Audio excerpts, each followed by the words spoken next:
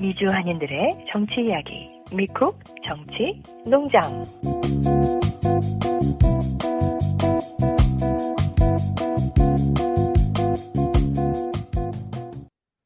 안녕하세요.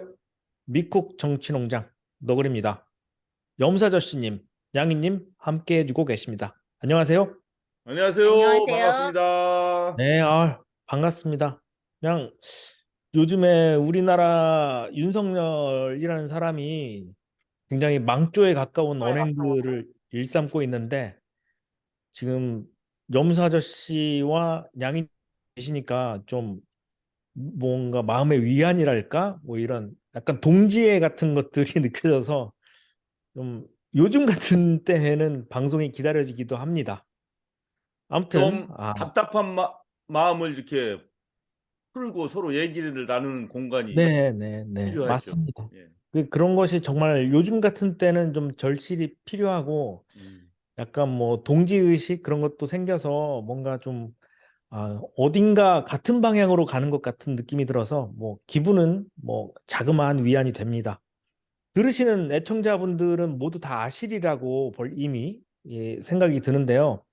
윤석열이 워싱턴 포스트지와 그 역사에 관련된 인터뷰를 하고 미국으로 또 주랭랑을 쳤습니다. 우리 양인희님 어떻게 보셨는지요? 제2의 바이든 날리면이 또 발생했네요. 참 어이가 없습니다.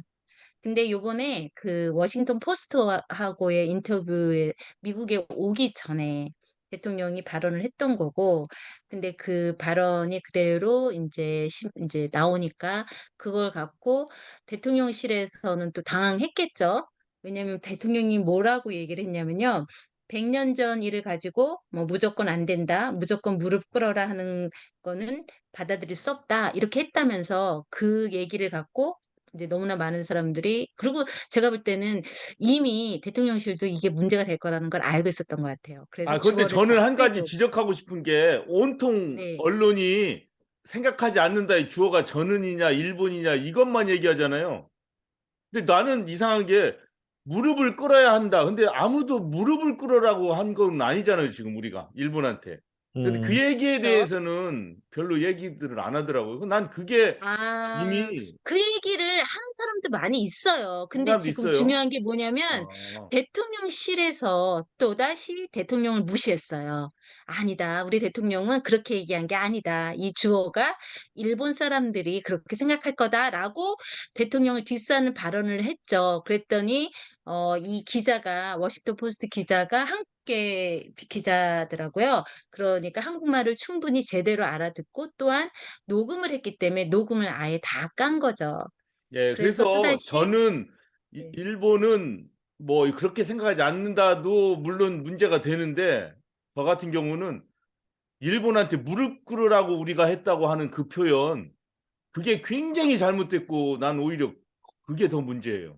뭐 맞아요. 윤석열이 지금. 어차피 아버지도 일본에서 가서 공부를 했고 거기 혜택을 받았고 친일분자인 거는 아예 대통령 전부터 다 아는 거니까 지가 그렇게 생각했건 일본이 생각했건 나는 그게 그 문제가 아니에요. 근데 한국 사람들이 지금 일본한테 100년 전의 일로 무릎 꿇어라 지금 그렇게 했나요? 난 지금 이것이 엄청난 일본의 왜곡이다. 그게 이렇게 일본 생각해요. 구구들의 그 음. 생각인 거죠. 지금 음. 저기 한국이 야 우리나라 때문에 일본 때문에 저만큼 발전해서 먹고 사는데 감히 건방지게 우리한테 무릎을 꿇으라 그래? 우리한테 잘못됐다고 빌으라 그래?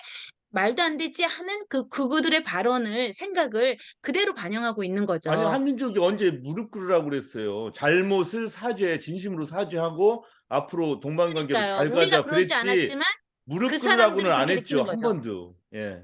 그쵸. 음. 중요한 게 그건데 그들은 그렇게 느끼는 거죠. 감히 우리한테 무릎을 꿇으라고 하는 것처럼 치욕적으로 사과를 요구해 못하지. 이런 태도인 거잖아요. 이게 완전히 지금 잘못된 생각이죠. 정말 예. 잘못된 그 역사 인식.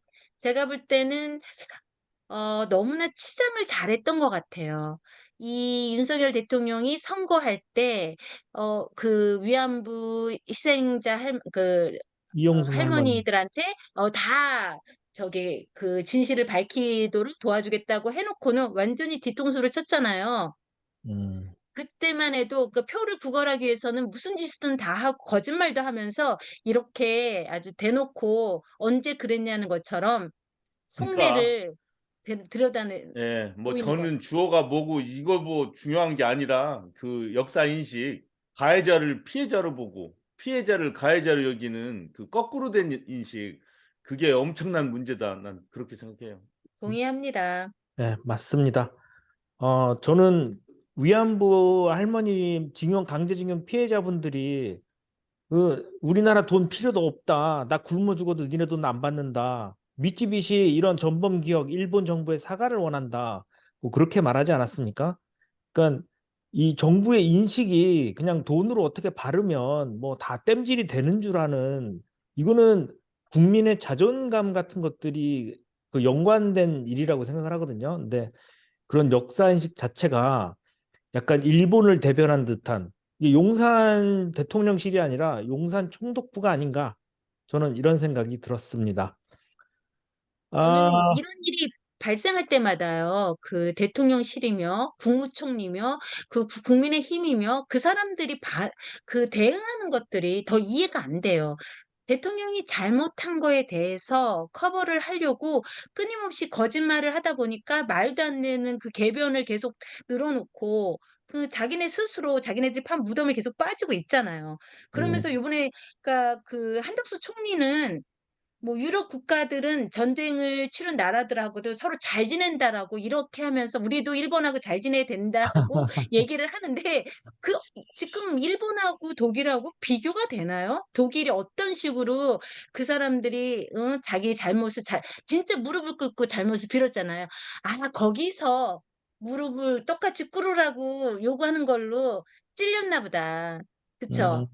뭐 그랬을 그 수도 있겠죠. 네. 독일에서 그렇게 했고 또 마찬가지로 프랑스에서도 그렇고 지금 그 나치에 그 동조했던 그 전범들을 끝까지 찾아서 처벌하는 그런 독일의 태도에 사람들이 그거를 보고 독일을 용서한 거잖아요. 국민들이 진심으로 그 희생자들이 다 그걸 받아주는 건데 어떻게 일본은 그렇게 하지도 전범자 처리가 않고 없었을 거예요. 한 명인가 뭐 그러니까요. 있는데 뭐 실제로 사형을 받았는지 뭐 했는지 모르고 거의 전범 처리를 안 했죠. 네. 네.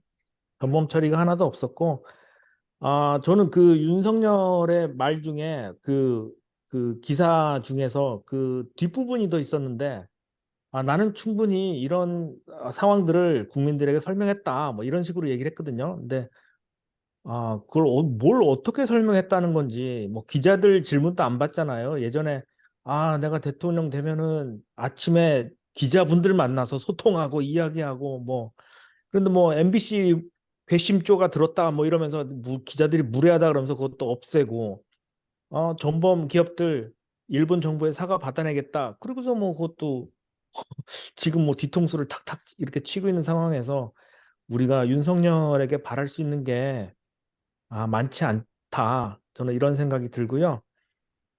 그리고 또 하나, 국민의힘에서 그 실드를 친다고, 보호를 해준다고 윤석열의 발언에. 윤석열 대통령이라는 사람이 일본을 100년 전의 일로 무릎 꿇게 하는 이런 행위, 저는 그렇게 생각하지 않습니다. 이렇게 분명하게 얘기했는데 워싱턴 포스트지 기자가 영어로 그대로 썼어요.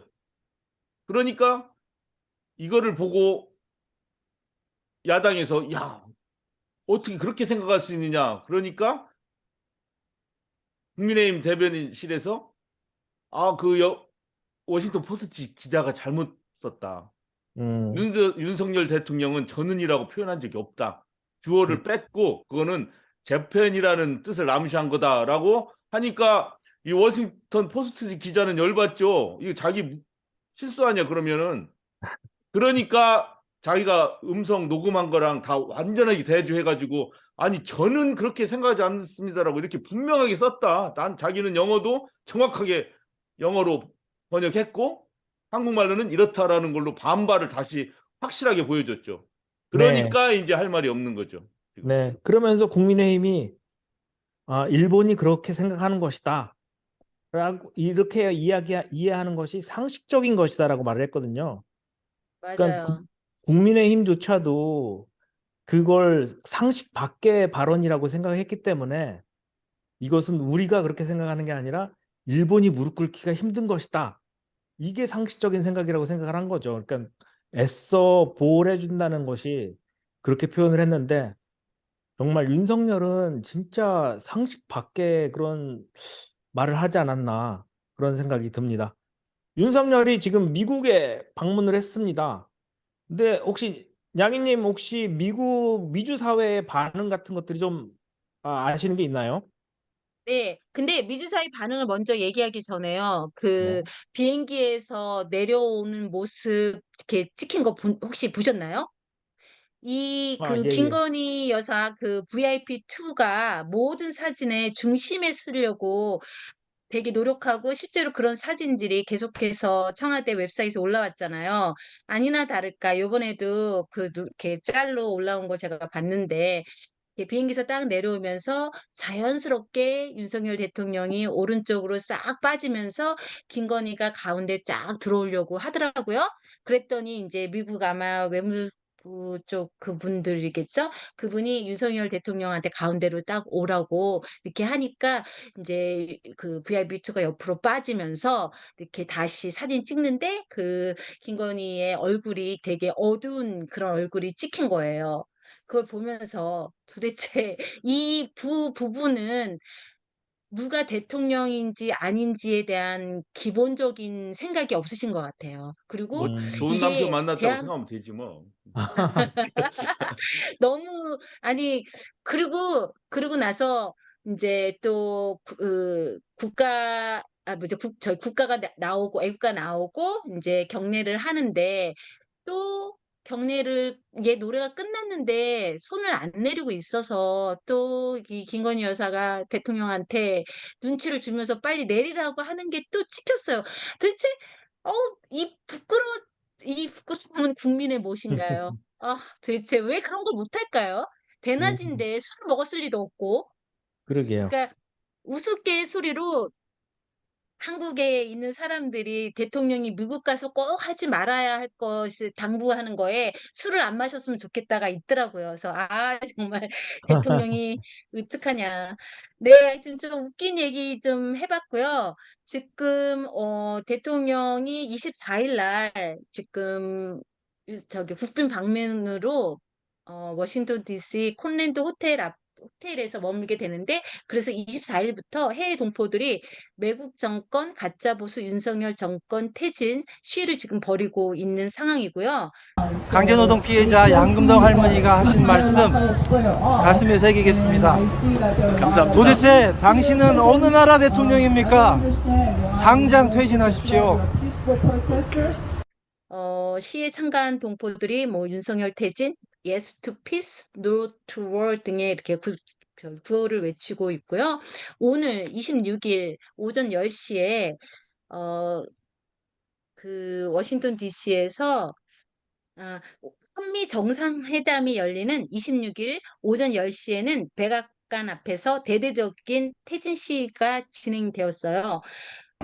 윤석열아 퇴진하라! 퇴진하라! 퇴진하라! 퇴진하라! Step down 윤석열! Step down 윤석열! Step down 윤석열! Step down 윤석열!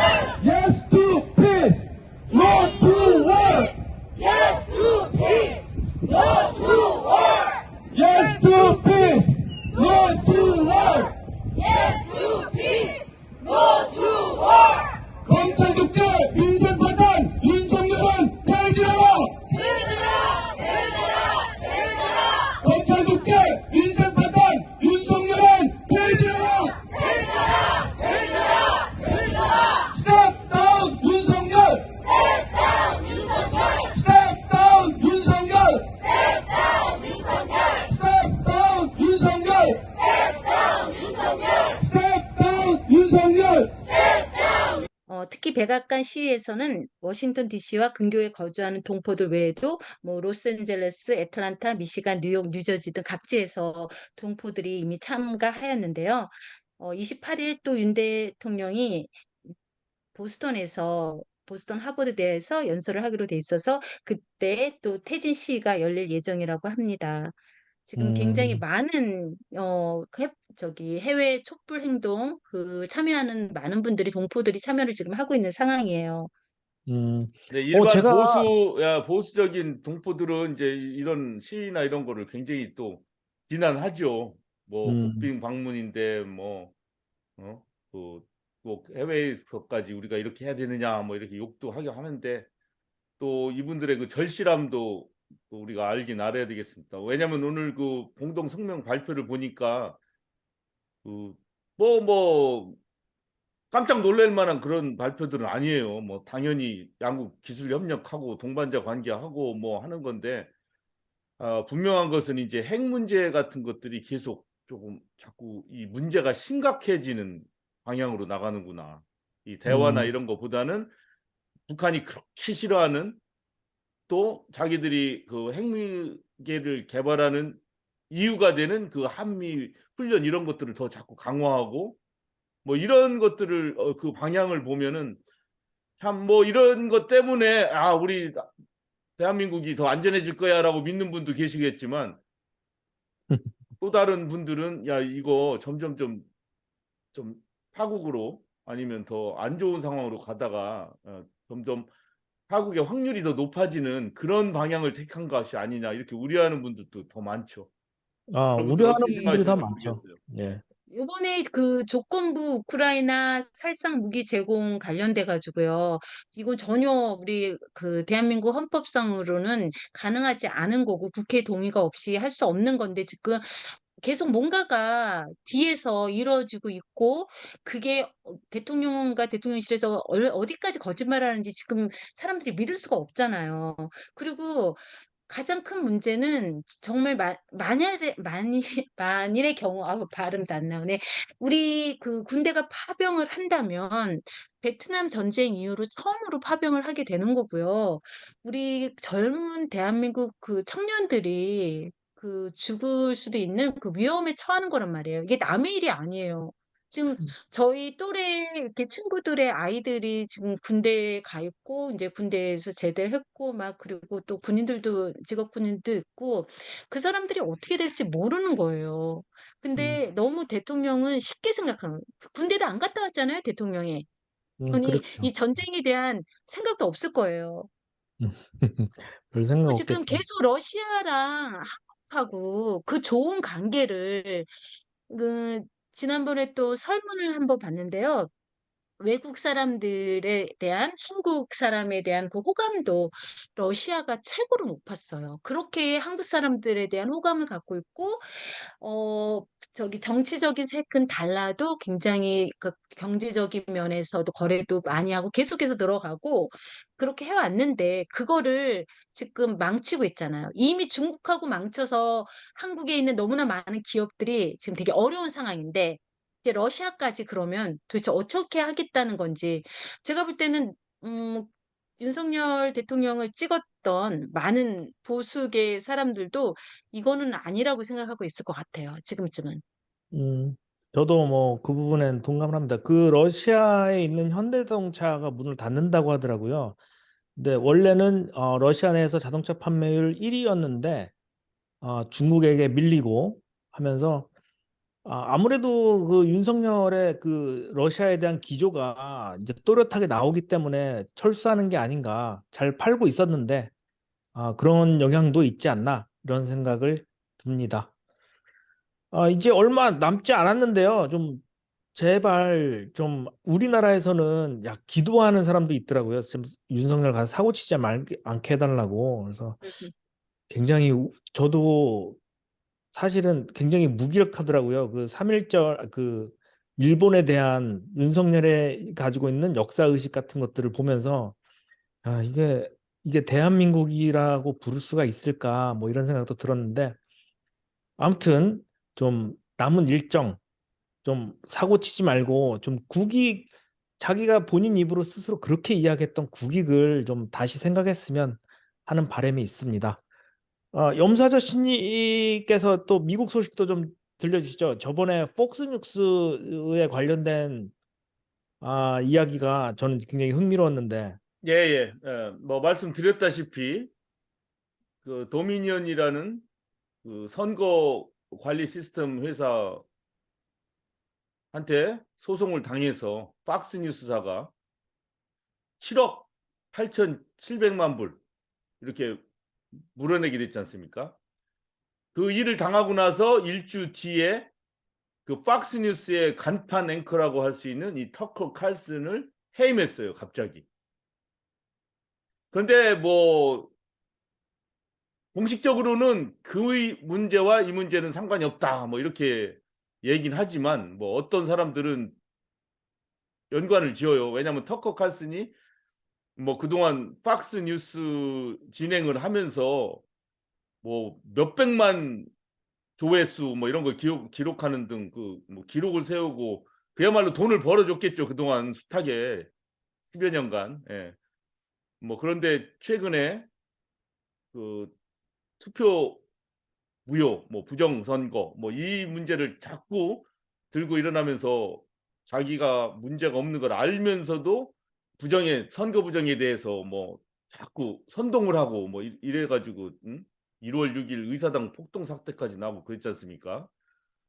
그래서 뭐 이런 얘기들이 있어요. 그리고 마침 또 이 터커 칼슨이 팍스뉴스에서 해임된 날 똑같이 CNN에서 또 단 레몬이 해임됐어요.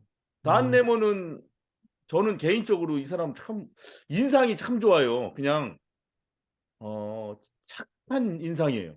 착한 인상. 그냥 누구랑도 친구가 될 수 있는 것 같은 아주 그런 인상이에요. 단 레몬 말도 잘하고 뭐 인상이 참 좋아요. 난 잘생겼다기보다는 인상이 좋아. 이렇게 쉽게 친구가 될 수 있을 것 같은 그런. 염소 아저씨님도 인상은 좋으세요. 네. 뭐 염소 얼굴이 어디 가겠습니까? 뭐.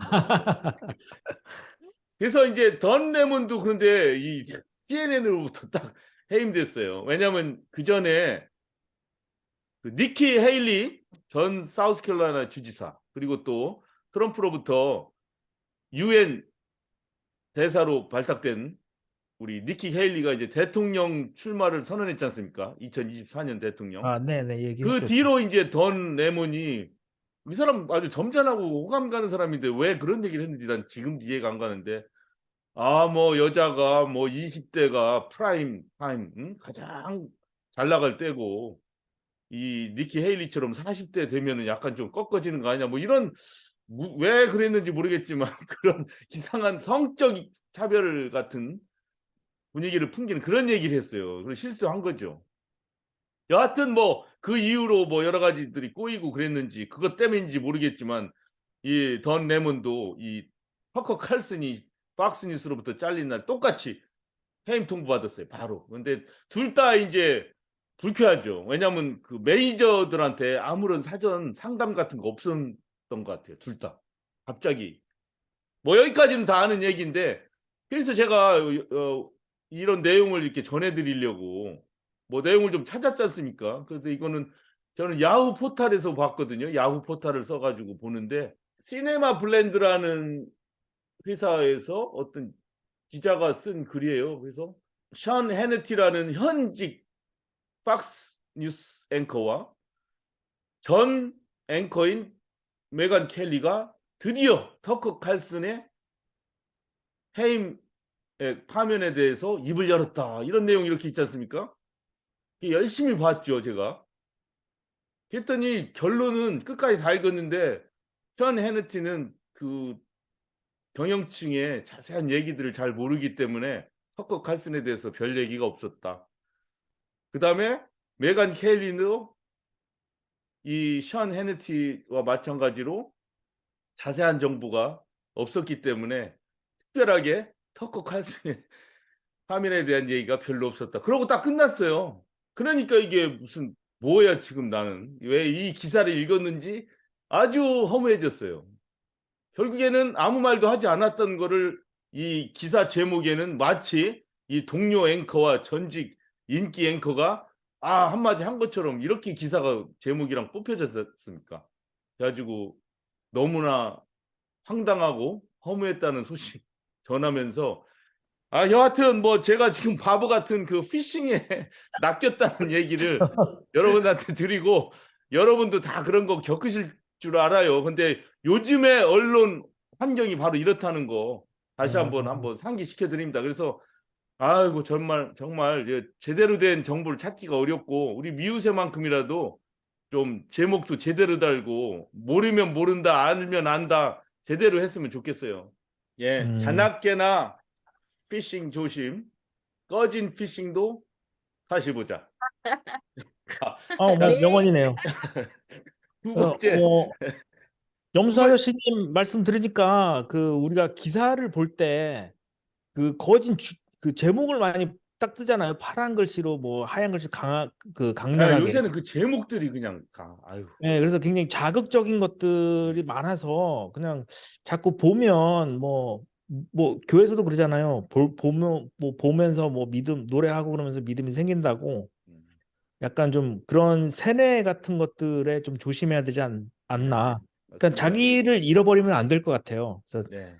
정신 항상 바짝 차려야 돼요, 정말. 정신 네. 바싹 차리고 염사여 씨과 양희님 우리 말씀처럼 미우새를 믿어주세요. 미우새는 진짜 제대로 아, 하고. 왜냐면 미우새도 저도 편집하면서 제목을 달 때 자꾸 그런 뭐 대박, 폭망 막 이런 얘기를 쓰려고 하다가 이래선 안 되지 하고 이렇게 지금 조심하고 있어요, 이제는. 근데 그 맞습니다. 유혹이 생겨요, 편집하는 사람한테는. 왜냐면 그렇죠, 조회수가 아무래도. 많아져야 되니까 산뜻한 말 써야지인데 산뜻이 아니라 나중에는 과장된 단어를 자꾸 고르게 돼 있어요. 어차피. 그렇죠. 그런 면이 조심합시다. 우리 저기 네. 너구리님도 편집 많이 하니까 우리 서로. 예. 제목은 제가 안답니다. 자, 저기 2023년 4월 25일 화요일 바이든 대통령이 2024년 대통령 선거에 출마하겠다라고 발표했습니다. 대선 도전. 예. 뭐 기자회견하고 이렇게 발표한 게 아니고 음악이 잔잔히 흐르는 동영상을 찍어서 한 3분짜리 내가 왜 대통령에 다시 출마를 해야 되느냐 뭐 이렇게 발표를 했거든요. 바이든 대통령이 2024년 대통령 출마하는 거는 이제 공식화됐습니다. 재선에 도전하겠다는 것. 이제는 공식화됐어요. 더 이상 뭐 얘기할 필요가 없죠. 이 여론을 보면은 뭐 당연해요. 그전부터 우리가 알다시피 일반 유권자의 70% 이상이 바이든은 재선에 도전하지 마라. 이런 여론입니다. 그다음에 민주당원 내에서도 과반수 이상이 재선 안 했으면 좋겠다. 재선에 도전하지 않았으면 좋겠다. 이런 의견이에요. 그래서 전반적으로 보면은 재선을 안 해야 되는데 이 출마 의사를 밝혔기 때문에 참 헷갈리지 않습니까? 이렇게 많은 퍼센테이지의 유권자들이 출마하지 말라는데 그걸 반대를 무릅쓰고 출마한다 하니까 좀 의아스럽잖아요. 굉장히. 네. 근데 또 내용을 막상 보면은 약간 헷갈려요. 이게 과연 출마하지 말라는 그 뜻이 진짜 출마하지 말라는 그 반대의 뜻인가? 그런 거 있잖아요. 지금 예를 들어 윤석열 같이 막 그 기존의 그 막 친일 문제 같은 거 다 망가뜨리고 그다음에 중요한 수출입 교역과의 곤란한 지경으로 빠뜨리는 이런 외교 같은 거 하고 막 이런 막 문제들이 생기고 막 해서 반대하는 거랑 지금 바이든 대선 출마를 반대하는 게 약간 다르다는 거, 그거를 말씀드리려고 합니다. 막상 또 설문조사를 민주당들한테 하면은 CBS에서 조사한 거는 아까 거는 MBC가 조사한 거고요. 지금은 CBS가 조사했는데 그래도 또 반 이상은 막상 출마한다고 하니까 뭐 어쩔 수 없지 않느냐. 뭐 반 이상은 또 받아들여요 또. 그다음에 만약 당신이 바이든 대통령의 재출마를 그냥 인정한다면 무엇 때문에 인정하겠냐? 그러면 여기 보세요. 89% 거의 90% 가까이가 퍼포먼스 에즈 프레지던트. 일은 잘하지 않느냐 이거예요. 그다음에 바이든이 출마하지 말아야 되는 이유는 뭐냐? 뭐 그 사람이 외교 정책 실패다 뭐 이게 아니야. 그 사람이 범죄를 저질렀다 이게 아니야. 나이 때문이다. 그게 86%예요. 그러니까 나이 딱 그거 하나만 문제지 뭐 대통령으로서의 정책 수행이라든가 뭐 여러 가지 인품이라든가 뭐 이런 거 볼 때는 문제가 없다는 얘기예요. 이렇게. 그렇죠? 네. 뭐 제 생각하고도 비슷해요. 사실 이 사람이 29살에 이 정치에. 정치계의 발을 디딛고 하원 의원에 당선되고 막 지금까지 수십 년을 지금 상원의원에 부통령에 대통령에 이렇게 하지 않습니까? 그러니까 정치 하나는 솔직히 얘기해서 능수능란하지. 어떤 일이 있을 때 공화당 상원들과의 어떤 일들 하고 주지사들과는 어떻게 하고 민주당 내 뭐 반대파와는 어떻게 하고 이런 것에 대해서 빠삭하고도 남음이 있지 않겠습니까?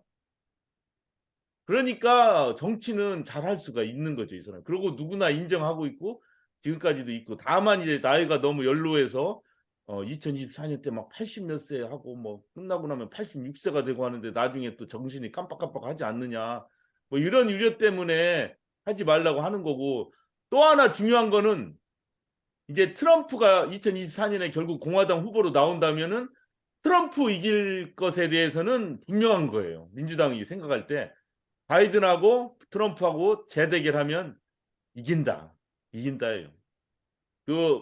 NPR에서 정치 평론가가 분석하는 거 오늘 오면서 들었는데 뭐 딴 거는 다 비슷비슷해요. 뭐 지난 대선이랑 뭐 이런 거 총선 뭐 이런 거에 합쳐서. 근데 뭐 애리조나, 위스콘신, 조지아 뭐 이런 거를 하는데 공화당은 이 세 군데에서 다 이겨야 돼요. 트럼프는.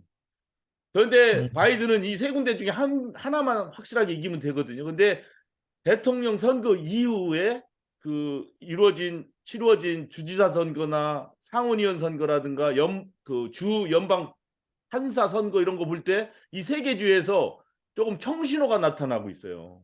민주당한테 유리하게. 그래서 이런 것까지 감안해서 전체 선거판을 딱 보면은 바이든이 트럼프를 이길 확률이 굉장히 많은 거예요. 현재로서. 그래서 이런 거를 감안할 때는 민주당원들도 막 결사반대 이렇게는 할 수가 없는 거예요.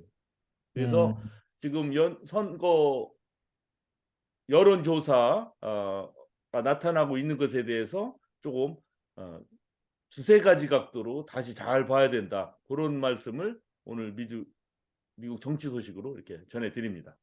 네, 잘 들었습니다. 다음 주에는요, 조금 더 희망찬 정치 이야기를 좀 들고 왔으면 하는 간절한 소망이 생기네요. 다음 주에 또 건강한 모습으로 뵙겠습니다. 오늘 수고하셨습니다. 수고하셨습니다. 수고하셨어요. 네, 수고하셨습니다.